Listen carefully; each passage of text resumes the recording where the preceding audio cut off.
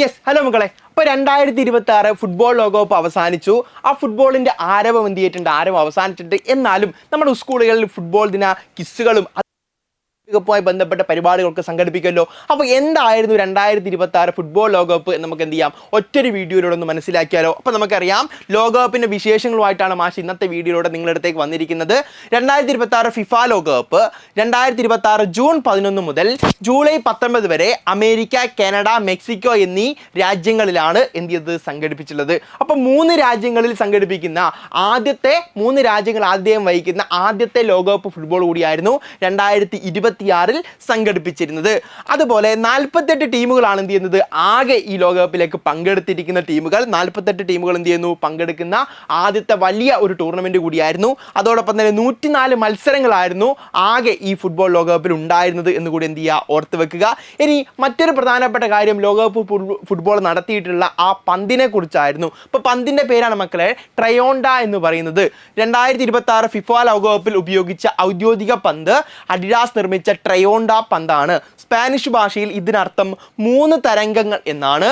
ഈ ഫുട്ബോൾ ടൂർണമെന്റിന് സംയുക്തമായി അദ്ദേഹം വഹിച്ച കാനഡ, മെക്സിക്കോ, യുണൈറ്റഡ് സ്റ്റേറ്റ്സ് എന്നീ 3 രാജ്യങ്ങളെയാണ് ഈ പേര് സൂചിപ്പിക്കുന്നത്. കാനഡയ്ക്കായി ചുവന്ന മേപ്പിളിലെയും മെക്സിക്കോക്കായി പച്ച കഴുകനും അമേരിക്കക്കായി നീല നക്ഷത്രവും ഇതിൽ ഉൾപ്പെടുത്തിയിരിക്കുന്നു. അപ്പോൾ നിങ്ങൾക്ക് ചിത്രത്തിൽ എന്ത് കാണാം, ചിത്രത്തിൽ നമ്മുടെ പന്ത് കാണാം. അതുപോലെ തന്നെ ഈ പന്തിനകത്ത് ഉപയോഗിച്ചിരിക്കുന്ന 3 നിറങ്ങൾ, പച്ച, ചുവപ്പ്, നീല, അതിൽ ഉപയോഗിച്ചിരുന്ന 3 സിംബൽസ്, അതായത് പ്രതീകങ്ങൾ, ഇതെന്താണ്, ഓരോ രാജ്യത്തിനെയാണ് എന്ത് ചെയ്യുന്നത്, സൂചിപ്പിക്കുന്നത് എന്ന് കൂടി എന്ത് ചെയ്യുക, ഓർത്ത് വെക്കുക. ഇപ്പോൾ 2026 ഫിഫ ലോകകപ്പ് വിജയിയായിട്ടുള്ളത് സ്പെയിൻ ആയിരുന്നു. സ്പെയിൻ ടീം എന്താണ്, സമ്മാനവുമായിട്ട് നിൽക്കുന്ന, ട്രോഫിയായിട്ട് നിൽക്കുന്ന ഫോട്ടോ ആണ് നിങ്ങൾ കാണുന്നത്. ആ സ്പെയിൻ ടീമിന്റെ ക്യാപ്റ്റൻ എന്ന് പറയുന്നത് റോഡ്രി ആണ്. അദ്ദേഹമാണ് ആ കിരീടം എന്ത് ചെയ്യുന്നത്, ആ ചാമ്പ്യൻസ് ട്രോഫി എന്ത് ചെയ്യുന്നത്, അത് ഉയർത്തിപ്പിടിക്കുന്നത്. അവരുടെ കോച്ചിന്റെ പേരായിരുന്നു ലൂയിസ് സ്റ്റീല ഫ്യുവന്തെ എന്ന് പറയുന്നത്. ഫ്യുവന്തയ്ക്ക് മറ്റൊരു പ്രത്യേകത കൂടിയുണ്ട്. അതായത് 2010 ശേഷം സ്പെയിൻ നേടുന്ന 2ാമത്തെ ഫിഫ ലോകകപ്പ് കിരീടമാണിത്. ഒരു കളിയിലും ലീഡ് വഴങ്ങാതെയാണ് സ്പെയിൻ കിരീടം. 1938, 82 വർഷങ്ങളിൽ ഇറ്റലിയും 1990 ജർമ്മനിയും ഇങ്ങനെ കിരീടം ചൂടി. ലോകകപ്പ് ജയിക്കുന്ന പ്രായം കൂടിയ പരിശീലകനായി ഫ്യുവന്തെ, അതായത് ഏറ്റവും പ്രായം കൂടിയ വ്യക്തിയുടെ ടീം എന്ത് ചെയ്യുന്നു, പരിശീലകനായ വ്യക്തിയുടെ ടീം എന്ത് ചെയ്യുന്നു, ലോകകപ്പ് നേടുന്നു. അതുകൂടിയാണ് എന്തത്, സ്പെയിനിന് നേടാൻ വേണ്ടി സാധിച്ചിരിക്കുന്നത്. ഇനി ജേതാക്കൾക്ക് ലഭിക്കുന്നത് 482 കോടിയാണ്. അപ്പം 482 കോടിയാണ് ജേതാക്കൾക്ക് ലഭിക്കുക. കഴിഞ്ഞ വർഷം അത് 405 കോടിയായിരുന്നു. റണ്ണറപ്പിന്, അതായത് 2ാം സ്ഥാനം ലഭിക്കുന്ന ടീമിന് 318 കോടി രൂപ എന്ത് ചെയ്യുന്നു, ലഭിക്കുന്നു. എല്ലാ ടീമുകൾക്കും, പങ്കെടുക്കുന്ന എല്ലാ ടീമുകൾക്കും മത്സരത്തിന്റെ പരിശീലനത്തിന് പങ്കാളിത്ത തുകയായി എന്ത് ചെയ്യുന്നു, 15 കോടി രൂപ എന്ത് ചെയ്യുന്നുണ്ട്, ലഭിക്കുന്നുണ്ട്. ഓർത്ത് വെക്കണേ.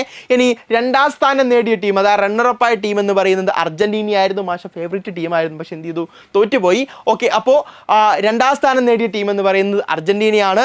ഇനി 3ാം സ്ഥാനം ലഭിച്ച ടീം എന്ന് പറയുന്നത് അതാരായിരുന്നു, അത് ഇംഗ്ലണ്ട് ആയിരുന്നു എന്ന് കൂടി എന്ത് ചെയ്യുക, ഓർത്ത് വെക്കുക. ഇനി ഗോൾഡൻ ബൂട്ട്, ഏറ്റവും കൂടുതൽ ഗോളുകൾ നേടുന്ന താരത്തിനാണ് ഗോൾഡൻ ബൂട്ട് പുരസ്കാരം കൊടുക്കുന്നത്.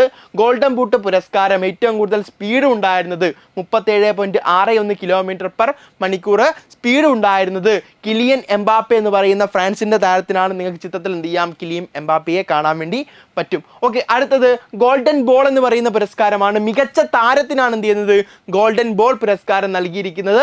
ഏറ്റവും കൂടുതൽ പാസ് 799 പാസും കൊടുത്തിരിക്കുന്നതും അതുപോലെ തന്നെ മികച്ച താരമായി തിരഞ്ഞെടുത്തിരിക്കുന്നതും സ്പെയിനിന്റെ ക്യാപ്റ്റനായിരുന്ന റോഡ്രി ആണ്.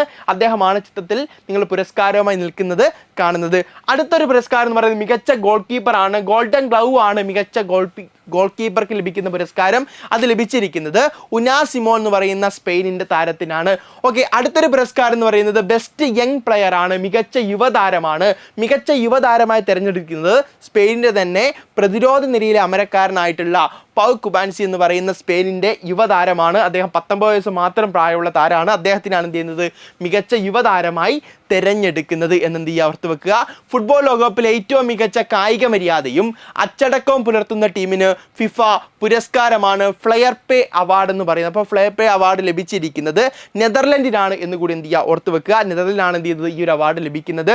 അപ്പോൾ നമ്മൾ ഇതുപോലുള്ള ധാരാളം കാര്യങ്ങൾ ഒക്കെ നമ്മുടെ ആപ്പിനകത്ത് നമ്മൾ എന്ത് ചെയ്യുന്നുണ്ട്, നമ്മൾ പഠിക്കുന്നുണ്ട്. നിങ്ങളുടെ സ്കൂളുകളിൽ നടക്കുന്ന ഇമ്പോർട്ടൻസ് ഓഫ് ഡേ, അതുപോലെ തന്നെ ഇതുപോലത്തെ പ്രധാനപ്പെട്ട ലോകത്താകെ ശ്രദ്ധിക്കപ്പെടുന്ന ഇവന്റുകൾ, ക്ലാസ്സുകൾ, ഇതുമായി ബന്ധപ്പെട്ടൊക്കെ ചോദ്യങ്ങളും വീഡിയോസും അതുപോലെ തന്നെ പ്രവർത്തനങ്ങളും ഒക്കെ നമ്മുടെ ആപ്പിനകത്ത് ഇമ്പോർട്ടൻസ് ഓഫ് ഡേ എന്ന് പറയുന്ന ഒരു പ്രത്യേക ഫീച്ചറായിട്ട് നിങ്ങൾക്ക് കാണാൻ വേണ്ടി സാധിക്കും.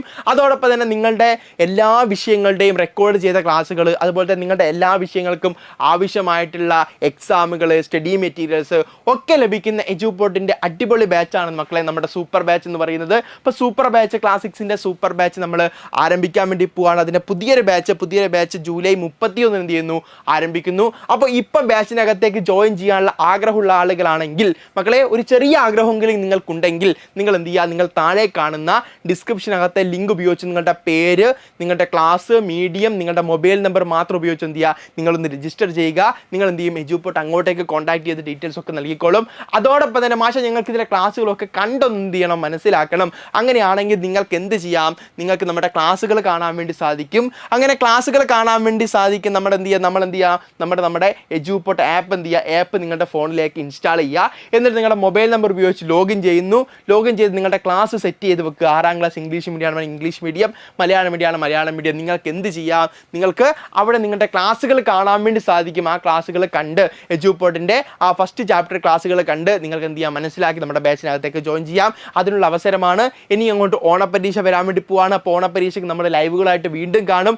ഇമ്പോർട്ടൻസ് ആയിട്ടുള്ള ഡോക്യുമെൻറ്റ്സ്, അതുപോലെ തന്നെ സമ്മറീസ്, PDF-കളൊക്കെ നിങ്ങൾക്ക് ലഭിക്കും. ഇതൊക്കെ നിങ്ങൾക്ക് ലഭിക്കുന്നത് നമ്മുടെ A+ ഗ്രൂപ്പിലൂടെയാണ്. അപ്പോൾ A+ ഗ്രൂപ്പിലേക്ക് ജോയിൻ ചെയ്യാൻ വേണ്ടി മക്കളെ അതിൻ്റെ ലിങ്ക് കൂടി എന്ത് ചെയ്തിട്ടുണ്ട്, വീഡിയോയുടെ താഴെ കൊടുത്തിരിക്കുന്നു. അപ്പോൾ വീഡിയോയുടെ താഴെ ലിങ്ക് ഉപയോഗിച്ച് എന്ത് ചെയ്യുക, A+ ഗ്രൂപ്പിനകത്തേക്ക് ജോയിൻ ചെയ്യുക. അപ്പോൾ നമുക്ക് ഇതുപോലുള്ള രസകരമായ വീഡിയോസുമായി വീണ്ടും കാണാം. Okay, all the best.